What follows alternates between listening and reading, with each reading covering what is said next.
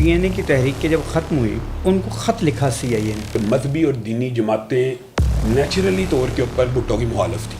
امریکہ شاید بھٹو کی کو اس لیے بھی گرانا چاہتا ہو کہ ایٹم بم کا جو معاملہ تھا. ضیاء الحق نے کیا کیا آفرز کی کہ ضیاء الحق صاحب کو یہ بات بڑی اچھی طرح پتہ تھی کہ علامہ احسان الہی ظہیر کے سعودی عرب کے ساتھ بڑے گہرے تعلقات ہیں. سلمان گیلانی صاحب کہتے ہیں، میرے ساتھ انہوں نے پوڈ کاسٹ کیا. اچھا، انہوں نے وہ جو شاعر ہیں جی شاعر ہیں، انہوں نے کچھ دو باتیں کی، میں آپ سے شیئر بھی کرتا ہوں. پھر اس کے بعد ہنگامہ مچا.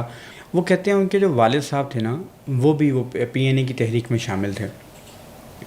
کہتے ہیں وہ پی این اے کی تحریک کے جب ختم ہوئی تو ان کو خط لکھا سی آئی اے نے ان کے والد صاحب کو کہ آپ کا ہم ہر طریقے سے خیال رکھیں گے، آپ فردر اس جگہ پہ رابطہ کریں. اچھا.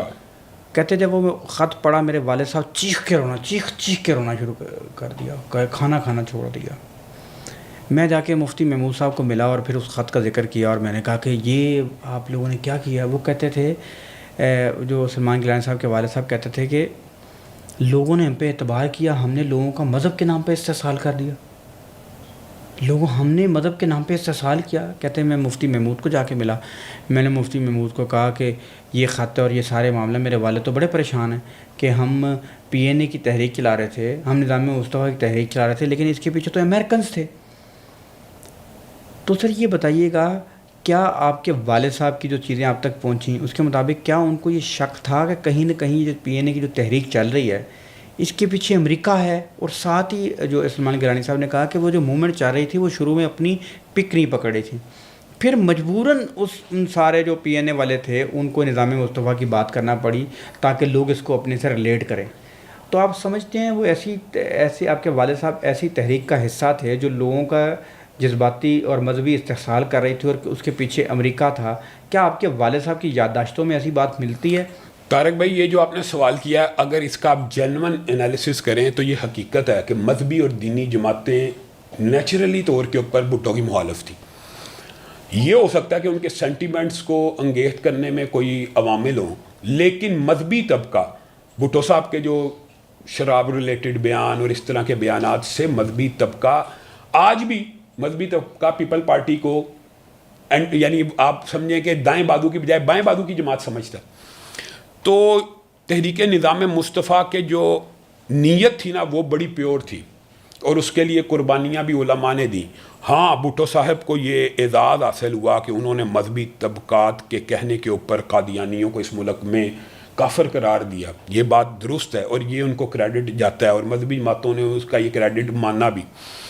لیکن آپ یہ جو بات کریں کہ مذہبی جماعتوں نے جان بوجھ کے کہ امریکہ اس کے پیچھے ہے اس وجہ سے تحریک لائی، میں سمجھتا ہوں کہ کوئی بھی دینی یا مذہبی رہنما اگر اس کو پتہ ہو کہ ان عوامل یا بیرونی طاقتیں ان تحریکوں کے پیچھے کبھی نہ چلائیں، کیونکہ یہ تو حسن نیت کے ساتھ معاملات چل رہے ہوتے ہیں. اور میری یادداشت کے مطابق بھی دیکھیں کتنی جینون بات یہ ہے کہ باقی مذہبی سارے لوگ ضیاء الحق کے ساتھ مل گئے. ابو جان نے وہی سٹینڈ لیا کہ آپ نے 90 دن کہا تھا اور 9 سال اب بیت چکے ہیں، آپ کی اپوزیشن ہوگی، آپ نے جو وعدہ کیا وہ پورا کریں. تو باقی لوگوں کو اس نے اس وعدے میں چکمہ دیتے رہے کہ نفاذ شریعت آئے گی، یہ ہوگا وہ ہوگا.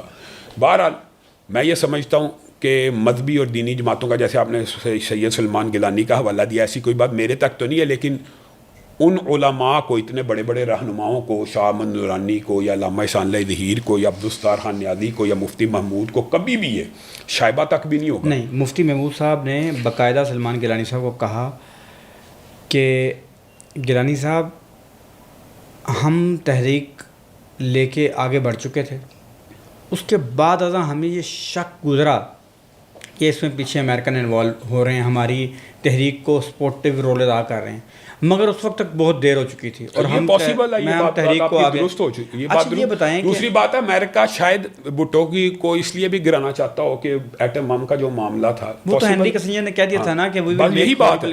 اور ویسے بھی OIC کا اجلاس بھٹو صاحب کا ایک کارنامہ تو تھا. اچھا یہ بتائیں کہ ضیاء الحق نے کیا کیا آفرز کی، کس طرح احسان الہی ظہیر صاحب کو مینیج کرنے کی کوشش کی؟ کہ سب سے پہلے تو مشیر بنایا جیسے ہی اقتدار میں آئے اور وہ یہ بات سمجھتے ہیں. پھر دوسری بات یہ ہے کہ ضیاء الحق صاحب کو یہ بات بڑی اچھی طرح پتہ تھی کہ علامہ احسان الہی ظہیر کے سعودی عرب کے ساتھ بڑے گہرے تعلقات ہیں. بلکہ اس وقت شاہ فہد اور کنگ خالد اور وہ جو دور تھا، ابو جان کے ان کے ساتھ خاص طور پہ کنگ فہد کے ساتھ تو بڑے گہرے مراسم تھے، حتیٰ کہ ایک جو عرب میں سٹوری بھی چھپی، اخباروں میں زینت بنی کہ ضیاء الحق صاحب جب آئے تو کنگ نے ان سے کہا کہ میرے بیٹے کا کیا حال ہے، تو ضیاء الحق کہتا کون؟ کہا احسان الہی ظہیر، تو یعنی وہ چونک اٹھا. تو اس نے مینج کرنے کی سب سے پہلے کوشش کی سعودی فرما رواؤں کے ساتھ کہ احسان الہی ظہیر کو کنٹرول کیا جا سکے. پہلے تو لالچ دی وزارتوں کی، مشاورتوں کی، لیکن ابو جان کا موقف اصولی تھا کہ آپ الیکشن کرائیں. مولانا فضل الرحمان کا موقف بھی، ایم آر ڈی کا موقف بھی، اس وقت ایم آر ڈی میں پیپل پارٹی بھی شامل تھی، یہ بھی بتاؤں.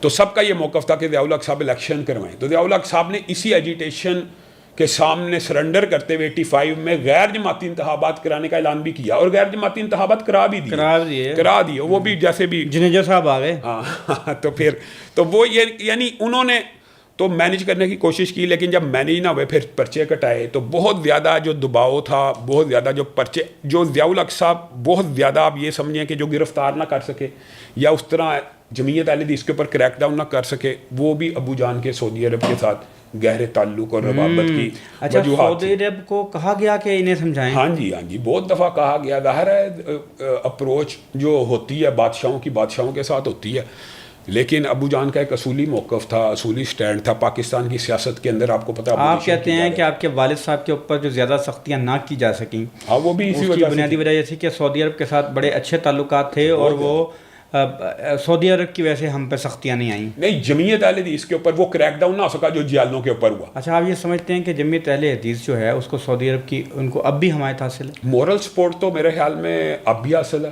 کیا فائنینشیل سپورٹ بھی ہے؟ فائنینشیل سپورٹ تو آج تک جب سے میں صدر بنا ہوں یا آج تک ہم نے 1 روپیہ ان سے نہ لیا ہے نہ مانگا ہے، نہ ہم اس بات کو بہتر سمجھتے ہیں کہ نہ انہوں نے دینے کی کوشش کی. آپ دل پہ ہاتھ رکھ کے یہ کہہ سکتے ہیں کہ پاکستان میں کبھی بھی جو اہل حدیثی کی جماعتیں ہیں یا دیوبند جماعتیں ہیں، سعودی عرب انہوں نے پیسے نہیں دیے؟ میں اپنی بات کا صرف دعویٰ کر سکتا ہوں، باقیوں کا نہیں کر سکتا. باقیوں کے ساتھ سپورٹ کرتے ہوں گے مساجد کے اندر، مدارس کے اندر. آپ نے صرف میرے حوالے سے پوچھا، سفیر موجود ہیں، ایمبیسیڈر موجود ہیں. کیا مساجد اور مدارس میں آپ کو بھی سپورٹ کی گئی؟ جمعیت اہل حدیث یا مجھے آج تک کبھی کوئی وہاں سے بیرونی امداد یا سپورٹ نہیں آئی. وہ تو آپ کو پتہ لیجر کھاتے کھلے ہیں، جن لوگوں کو آئی ہے وہ اب گورنمنٹ ان کو پبلسائز بھی کر چکی ہے. جہاں جن کس کو آئی؟ جن جماعتوں کو آتی رہی ہے، یہ تو آپ کوئی اوپن سیکرٹ ہے. تھوڑا بتا دیں. جیسے آپ نے کہا کہ اہل حدیثوں کے ایک اہل حدیث مکتبہ فکر کو بھی آتی رہی، دیوبندی مکتبہ فکر کو بھی آتی رہی، یہ باتیں درست ہیں. اس سے اعتراض فنڈ دیتے ہیں سعودی عرب والے؟ نہیں. مسجد جہاں تک میں جو بات حقیقت ہے کہ ایک بندہ چاہتا ہے کہ میں مسجد بناؤں، تو اول سعودی گورنمنٹ وغیرہ نے مسجدیں بنا کے دی ہیں. اب ان کی یہ پالیسی بھی نہیں ہے، اب وہ مسجدیں بھی حکومت کے چینل کے بغیر نہیں بناتے. آپ سمجھتے ہیں کہ ابھی جمعیت اہل حدیث کو کوئی فنڈنگ نہیں آ رہی؟ نہیں، فنڈنگ اب تو آپ کو پتہ ہے جو آ بھی نہیں سکتی، یعنی آپ سمجھ رہے ہیں براہ راست فنڈنگ تو اب آتی نہیں. کے بعد نہیں آ سکتی. وہ آپ کو پتہ ہی ہے یہ معاملات، لیکن ہم نے کبھی ڈیمانڈ بھی نہیں کی. اللہ کے فضل و رحمت سے ہم نے کبھی ڈیمانڈ بھی نہیں کی.